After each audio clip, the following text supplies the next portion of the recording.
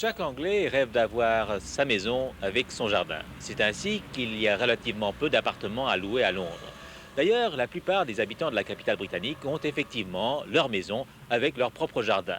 À cette époque de l'année, le temps est plutôt maussade et il fallait trouver quelque chose pour ajouter un peu de couleur à l'herbe.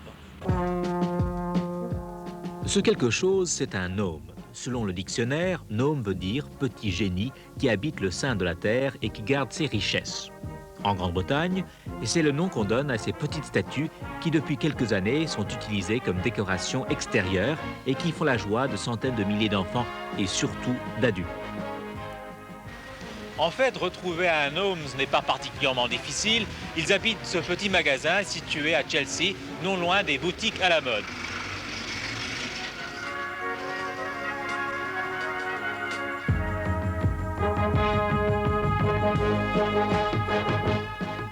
Une importante industrie s'est créée autour de ces statuettes.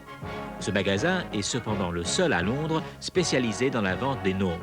Il a ouvert ses portes il y a tout juste 2 ans pour répondre à la demande d'une clientèle qui jusqu'à cette date avait dû se contenter de quelques rayons de gnomes dans des boutiques de jardinage. Les prix 20 $ pour un gnome ordinaire, 40 $ pour un gnome personnalisé. Alors que la population des gnomes s'accroît en Angleterre, un livre vient de paraître traçant l'histoire de ces petits génies. Et c'est ainsi que les Britanniques ont appris avec consternation que les gnomes sont en fait des immigrants. D'importantes colonies de gnomes ont même été repérées au Canada. Que les services des douanes se rassurent, la majorité des gnomes en Grande-Bretagne sont de fabrication britannique. Cette usine de gnomes est située en plein centre de la capitale.